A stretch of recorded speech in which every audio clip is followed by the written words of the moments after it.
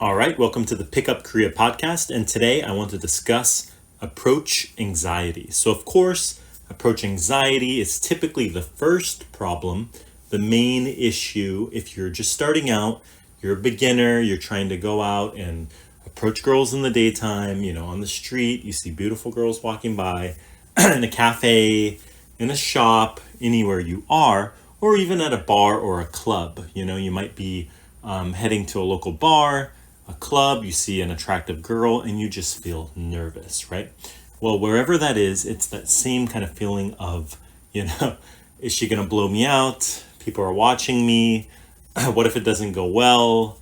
This almost this feeling of panic even, right? And so this is just a very, very common issue.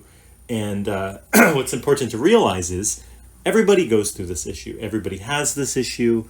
It's a normal thing, right?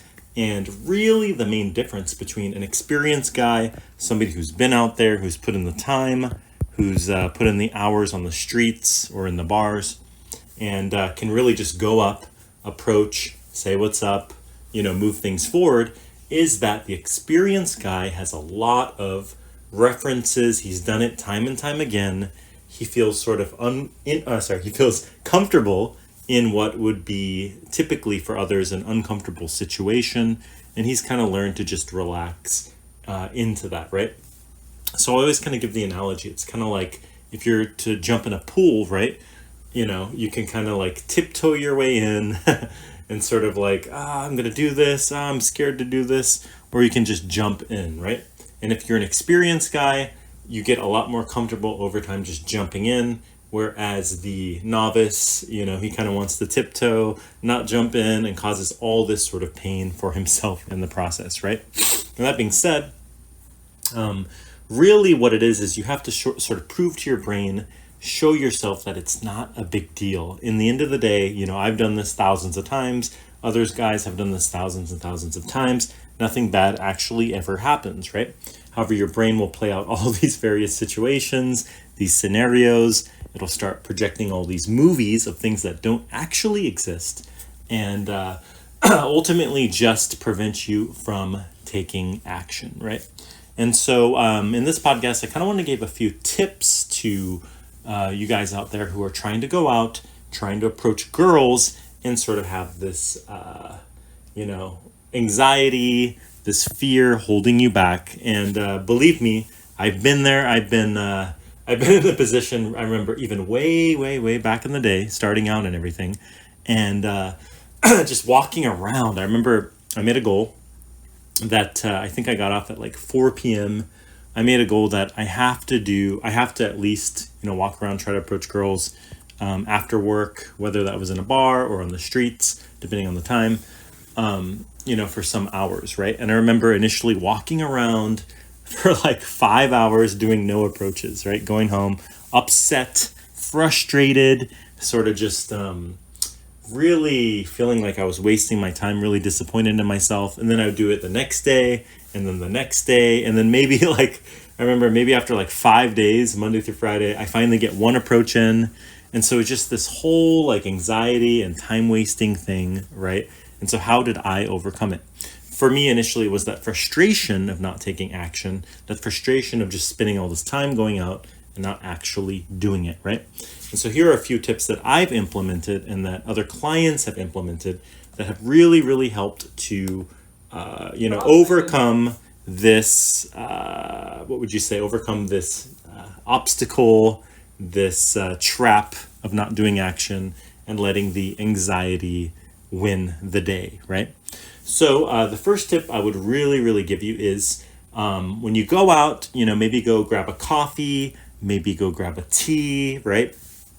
Typically something I do, and start chatting with the barista. Maybe make a comment about her, maybe comment on her hair, comment on something about her, comment on her voice, comment on the situation, and sort of, get in a playful sort of conversation. Even if it's short, it's very good because you're getting yourself into that sort of social mood of talking with strangers. And why is that good? Because the barista ultimately has to stand there. She has to interact with you. She can't just walk away, right? You're a paying customer. And so it gives you a little chance to warm up, right? And then from there, you get your coffee, make a few comments, maybe ask her a question. Cool. All right. Thanks for the coffee. Here's my credit card. Get your coffee. And then from there, to really lower the bar, once you get your coffee, it's not like you were out there actually, approaching or anything, but you were just kind of warming up warming up the conversational, lubing up the conversational gears, so to speak, right? However, as you do that, you go out, and from there, what you want to do is really the first girl you see, right after getting the coffee, the first girl you see, you can ask a simple question, right? It could be, excuse me, do you know where this is, where this station is, where such and such is, just to really lower the bar and to get yourself kind of transitioning from what could be kind of a logical mode, what could be sort of this anxious mode, this sort of apprehensive mode, right? Into, okay, I'm talking to strangers, just talk to a barista, just talk to a random chick on the street, I got some directions, and now, your brain can kind of transition into being social, talking to strangers, realizing it's not a big deal. And you can do this for the first couple of approaches, right? As you realize it's not a big deal, you kind of unwind, unloosen. Maybe you even ask another question to somebody, where is where the bookstore is around here? Do you know where the Daiso is, one of those multi-purpose shops is, etc.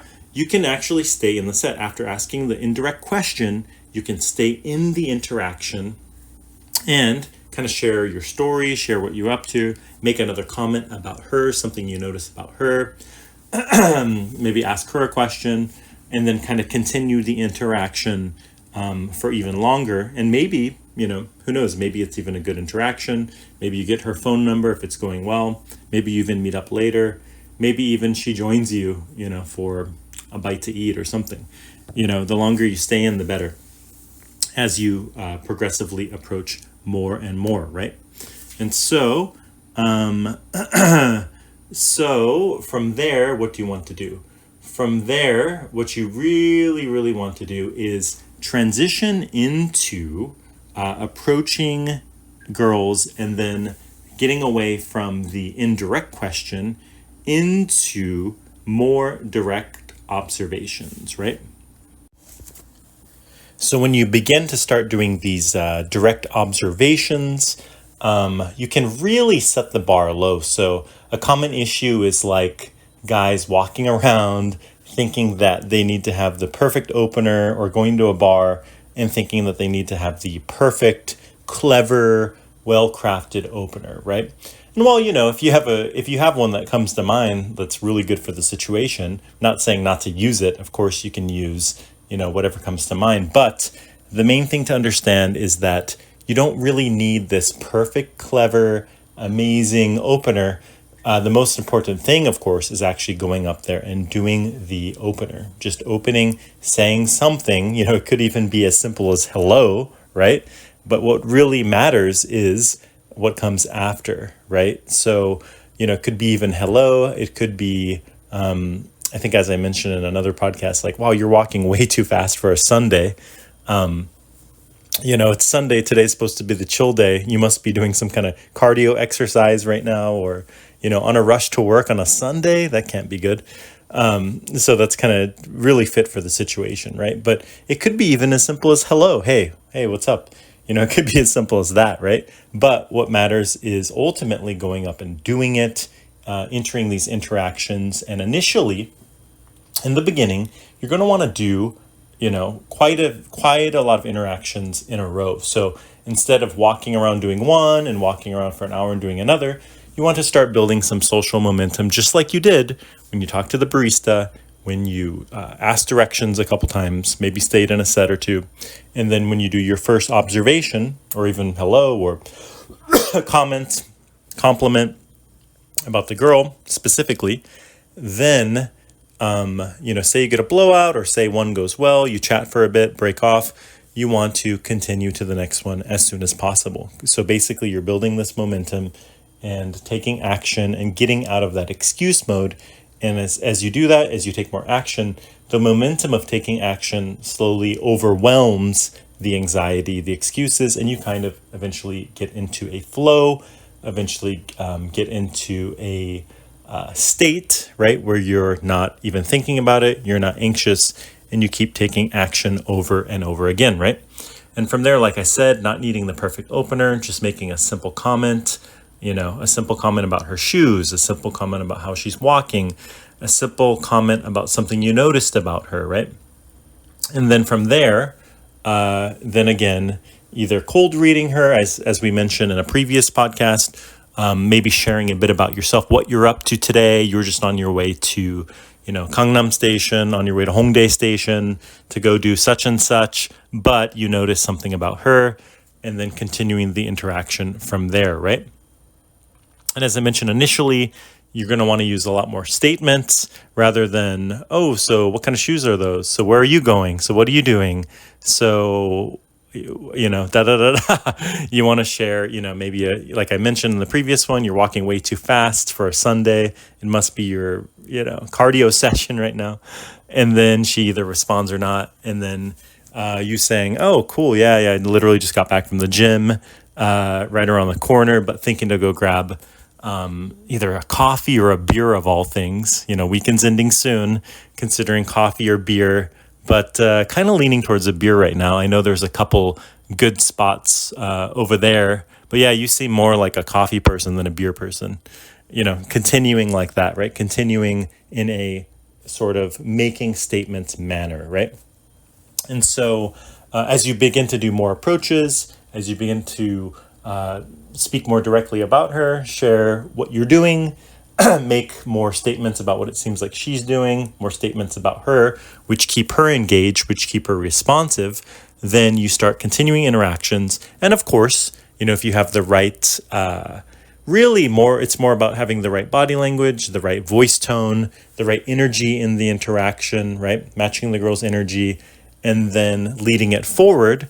Then, of course, you're going to have some interactions that go well. And of course, you're going to end up either in some phone numbers or some maybe instant dates, right? But of course, if you're coming in, either very low energy to high energy, asking a lot of questions, or just not even doing the approaches, or not even leading it forward towards, a longer conversation, more flirty, more dynamic in expression, more time with the girl, pushing for a number or going for an Insta date, then of course, a lot of the interactions will fizzle out, right? So it's a matter of not only doing the action, but also adapting, adjusting to the situation, coming in with good energy, coming in as a leader, leading the conversation and moving it towards a potential romantic encounter, right? And so, as mentioned, those are the very important elements. However, in the beginning phases, really just getting out of your head, taking the action needed, right? And so learning how to build this momentum, learning how to start the day with, chatting with a barista, chatting about a question you have to somebody, making more direct statements, direct observations, and then doing them successively one after the other will get you quickly out of your head into good interactions eventually, right? All right, so those are some really, really fundamental tips to overcoming anxiety, right? And really, you're going to notice that you might have a lot of these sort of like, what would you say, recurring thoughts. People are watching me, I suck, or whatever, right? It could be, I don't know what to say. It could be people are watching me. It could be she might blow me out. So as you have all these thoughts during the course of your session, so to speak, right? What you're going to want to do is write them down later at the end of the day, and then you can write out some reframes, that is, more optimal ways that, more optimal mindsets that you can rewire from those limiting beliefs, those limiting mindsets, those negative thought loops, right? So for example, say it is, for example, everybody's watching me, for example. That could be a common one, right? Well, you can write down, well, actually, the reframe could be, well, most people are looking at their phones. Most people, which is true, objectively true, most people are thinking about something. Most people are not even paying attention. And if it's a guy paying attention, somebody looking, if anything, they're cheering me on. They're, jealous. They wish they could be me. So these are really, really good reframes because in many ways they're objectively true and they also support your agenda, your mission of the day, right? Rather than they're looking at me, they're judging me, right? Another one could be, she's going to blow me out. Instead, well, hey, I'm going to do my best. Some girls are going to like me. Some girls are going to have a boyfriend. They're going to be busy. They're not going to be into it now, in a bad mood, which is also objectively true. And it also supports your mission as well, right? That, of course, taking action, you're going to get some good reactions, some ones that are potential dates, and some that are, dismissive, some that are blowouts, some that are meeting their boyfriend, some that are just not into it in the moment. So this is a very useful reframe, right? And so you can kind of write out a list of all these reframes, and that'll help you to restructure your inner game, so to speak, right? And then the next time you go out, when you have these thoughts, you can kind of create a little phone note, right? A little memo. And then when you have those negative thoughts, you can look at your memo, you can look at the reframe that you wrote out, and then remind yourself of that, right? So that can be very, very useful. Another good thing is once you kind of start getting into the action, into taking a lot of action, right? Then kind of creating a, kind of like you do with the gym. I mentioned in previous perhaps podcasts or blogs about time blocking. Like I'm going to go out from, say 5 to 8 p.m. I'm going to go out for a few hours. I'm going to do, as a beginner, you can have like a set goal of approaches, right? Like I'm going to do 20 approaches in this amount of time or else I can't go home, right? And so what are you doing? You're creating a goal, you're making the time, you're making the number you're going to do, and then you're going to create sort of a potential punishment. I can't go home unless I finish those, right? And so you really do want to go home. You want to get your comfy bed. You want to, sleep in a room, not outside on the streets, right? Could be hot, could be rainy, uncomfortable. So you're going to want to create a potential even punishment that if you don't take action, you can't get this. It's kind of like, when you're going to the gym, I'm going to go to the gym from, 3 to 5 p.m. and I'm going to do this many sets, this many exercises. And if I don't go to the gym today, I can't have dinner. So you're going to be hungry. You're going to want dinner. So you're going to have to hit the gym to get your dinner, earn your dinner, so to speak, right? And so this can be another useful tip. So creating sort of a time blocking and then making a number of approaches that you are going to set yourself to doing and then executing from there, right? And it's especially useful as a beginner, maybe even slight intermediate to have this kind of goal. Later on, once you start to get more experience, you kind of get into the flow. The numbers become less important. Rather important is more actually going out, spending time doing it, and really, putting it all in the sets and then really kind of playing each set out until the end, right? Meaning, doing the best you can, maybe even making something happen that day, maybe even only going after the ones you're really into, maybe even doing less but better quality sets and making, setting up dates and so on and so forth, right? So, of course, the goals will shift over time. However, in the beginning, really, it's unavoidable to really, it's unavoidable to really not set goals, not set challenges, not set punishments, and not sort of make a little system, like I said, sort of shifting your state to talking to other people, talking to strangers, baristas, asking questions, creating momentum, and then making a set amount of approaches to do so that you don't make excuses, right? So this is very important, very crucial, or else you'll never really get to the next step, never really improve, and never really, take action, right? All right, so I think this has been a pretty useful podcast, pretty applicable. You have a few things to implement in field in terms of how to take action, how to shift your state, how to build momentum, how to approach, how to overcome approach anxiety, and then on top of that, how to create sort of reframes, how to create a notepad that will help to reframe your mindset, to remind yourself of the positive mental reframes and to unwire the negative mental reframes that may be coming up when you're out and about. All right, so until next time.